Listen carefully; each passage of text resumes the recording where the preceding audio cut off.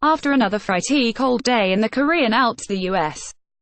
Women's Olympic ski team last weekend sat down to the kind of meal usually reserved for a highfalutin clientele of America's toniest restaurants. Mikaela Shiffrin and companions enjoyed smoked tomato and sweet pepper soup, seared pork loins, wild mushrooms, Brussels sprouts and polenta, and a French chocolate mousse. Gourmet all the way down the slope. They have been eating like queens courtesy of John Barone, a private chef from San Jose, California, who has graduated to feeding Olympians after working at 3 Michelin-starred restaurants. Barone, 35, has one of those behind-the-curtain jobs few consider winning an Olympics. "I've always cooked fine dining for tech people," he said this week at his compact mountain kitchen. "I really like cooking for athletes in health-related situations." The chef got into this game by coincidence when starting with Bay Area runners. Now he's busily catering to skiers. Barone whipped up the popular Korean dish bulgogi Saturday night, but he put his own touch on the stir-fry of thin strips of marinated meat and tangy kimchi. The chef served a salad of marinated zucchini instead of the ubiquitous cabbage, aka kimchi, that comes with many Korean dishes. Shiffrin came into the kitchen to ask how Barone did it. "We grow lots of zucchinis and cucumbers in the summer," she told him. He gave the gold medalist the recipe. Barone has become fast friends with Shiffrin and her mother, Eileen, usually sitting with them while they devour his creations. "Food is the sauce that brings everyone together," Barone said. "I can meet anyone from anywhere in the world and I can start talking about food and your friends instantly. Those wondering about Lindsey Vonn's dietary preferences will have to ask skiing's all-time great. Vonn packed her own support staff for the Pyeongchang Games. Don't let on what she's missing." Barone serves about 25 athletes, coaches and trainers each night in a small space below the U.S. team hotel on the outskirts of Pyeongchang Village.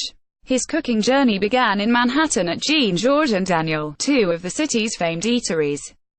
A decade ago, Barone applied to work at Thomas Keller's French Laundry in Napa on a whim. He advanced to chef de partie by the time he felt exhausted from so many years of high-stress food preparation. "I needed a break from Michelin to Michelin to Michelin," the chef said. Barone accepted a job to prepare a dinner party for one of the original Google founders at the billionaire's home. The wife was so pleased with the meal she hired him as her time chef. Then Barone met Dina Evans, Stanford's former track and field coach, through his running crazy boss. That led to cooking for some of Evans' running camps. In 2012, Evans coached former Stanford stars Ryan and Sarah Hall. The couple, who lived in Redding, Calif, stayed with Barone in Palo Alto, California, for a year. Living with the Halls led Barone to become a runner who has completed 2 New York City marathons. The running connections also got Barone a gig cooking for athletes at the past 2 U.S. Olympics track trials. But it was a French Laundry connection that got Barone hired for the Olympic ski team. His first assignment came last month at a World Cup cross-country ski race in Austria. The women Olympians, hoping to win the first U.S. medal in history, were impressed. "This has easily been the most delicious food I've ever tasted," wrote Sophie Caldwell in a thank you letter. The Olympians also put the culinary master on skis for the first time.